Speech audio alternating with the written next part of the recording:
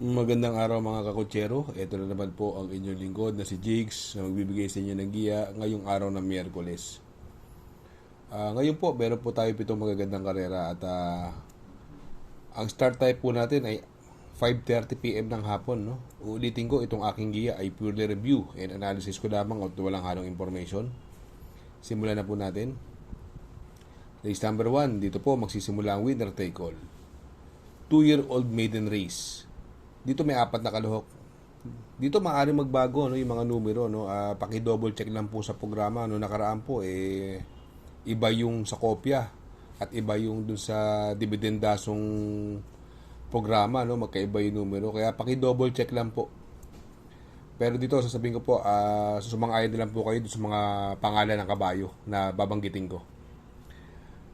Race number 1, may apat na kalahok.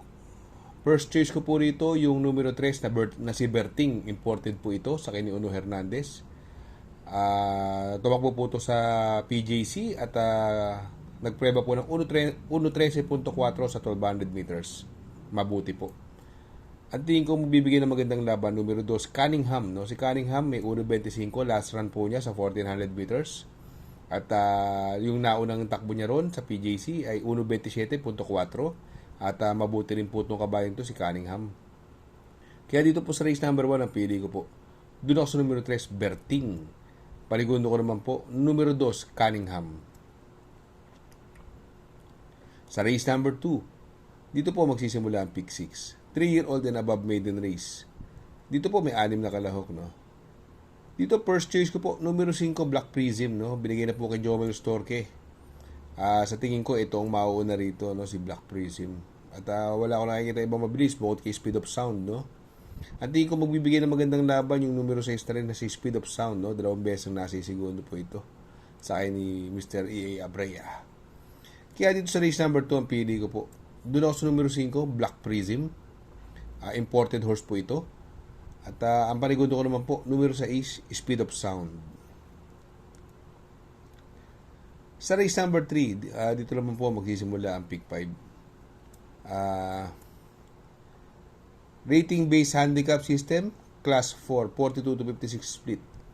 Distance is 1300 meters. At dito po meron po tayong 8 kalahok. Dito may mga mabibilis po tayong nakikita katulad ni Boy Lollipop, Grand Laughter.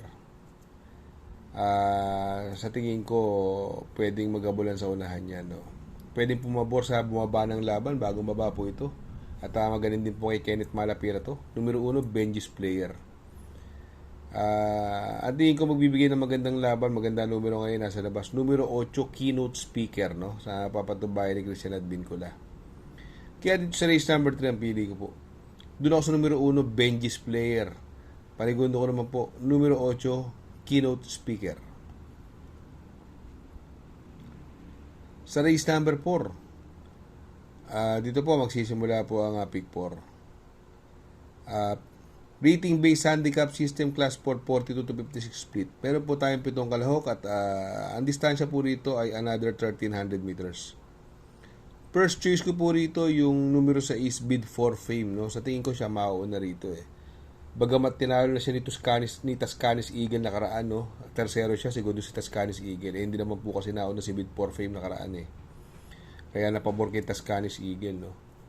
Sa tingin ko dito, mukhang wala nang papoporma yung si Bid for Fame. At alam naman natin may preba yan sa 1400 meters na 1.23 media, no? Sa tingin ko po, yan po ang horse to beat dito, no? Ang mabibigay po ng magandang laban yung numero 7 na rin si Tascanis Eagle na sa kay ni Mark Alvarez. Ito nag-uumento po itong kabayong ito. Kaya dito sa race number 4 ang pili ko po. Doon ako sa numero 6, Bid for Fame. Parigundo ko naman po, numero 7, Tascanis Eagle. Sa race number 5, rating based handicap system, class 4, 42 to 56 split. Another 1300 meter distance. At dito po, meron po tayong 6 na kalahok. First choice ko po dito yung galing sa panalong numero 5, Captain Det no? Sa kay ni Marlon Laloma, nagpadihado lang, no? From Jeffrey Sarate, nagpadihado sa Hinete para madihado yung kabayo. Second choice ko po rito yung numero 6, Danny San, no? Sa kay ni Mark Alvarez, no? Ito, lately nakikita ko maganda mga tinatakbo nito, no? Si Danny San, no? Purely Derivati po yung kabayong yan. Ito po, pandiado ko lang po, no? Ito, hindi gumraduate sa maiden to kasi malalakas ang nakakalaban, no? Yung numero 1, True Blue, no?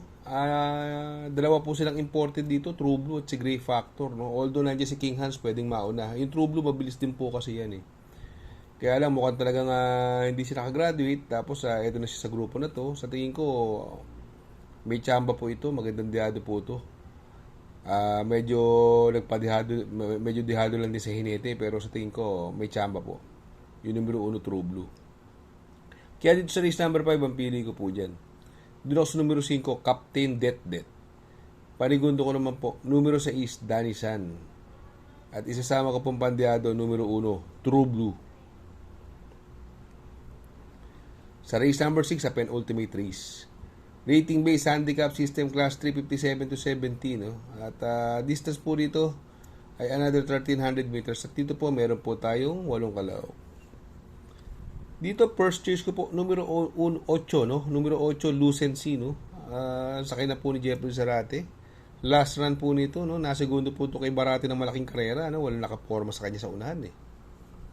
Talaga masyadong magaling lang yung Barati. Dihado siyang nasigundo ron. Malalakas ang tinalo. Sila Birchstone, no? Sa tingin ko, lamang to. Si Lucency, no? Siguro kung magpo-protection po ako rito, yung numero 2 na si Ready to Risk It All, no? Napapatubayan ni Jan Alvin, no? Nakaraan po, nag-Nubato race po yan, no? Nagpreba po yan sa 1,200 meters ng 1:11.4. Mabuti rin pong kabayo. Nakapigil po yan sa kay ni Jan Alvin. Coupled with Lucky Gem, no? Kaya dito po sa race number 6 ang pili ko po rito. Doon ako sa numero 8, Lucency. Panigundo ko naman po, numero 2, Ready to Risk It All, coupled with Lucky Gem. Sa race number 7 sa last and final race. Rating based handicap system, class 4, 42 to 56 split. Distance is another 1,300 meters. At dito po, meron po tayo 8 kalahok. Anybody's race po itong karerang ito, no? Although maraming mabibilis, andyan si Take a Chance. Ito si Take a Chance, di lang nauna kay may Boy Lollipop ito, no? Yung coupled entry niya. Mukhang yun ang labas, ito ang nakaalala, eh. Pero ito, sa tingin ko, pag nauna to, malaking chance na ito.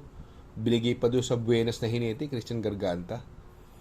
At sa tingin ko, kung eret-eret pag-uusapan, kaya niya air ni Sunny Nature.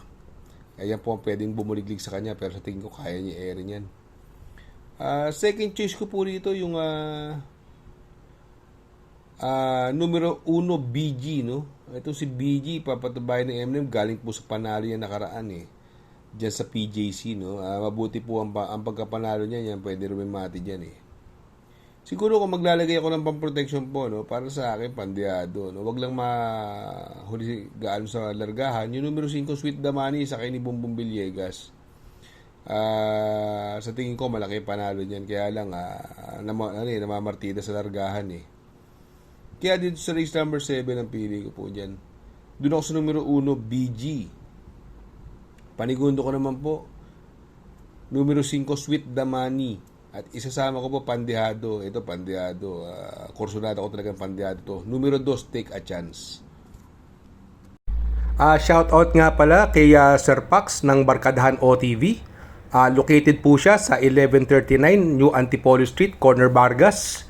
Malapit lang po sa Abad Santos, yung bagong ginawang tulay. Very convenient and attentive po ang mga tao. Pwede po kayong mag-EB at party while betting on racing. Good luck mga kakutsero. Sana po matapat ang ating giya at yung mga nakasunod. Sana po ay magsitama po kayo. Ako yung makikiusap lamang at makikisuyo sa inyo na please like, share, subscribe, and hit the notification bell para update kayo sa aking mga giya. Good luck po and happy racing.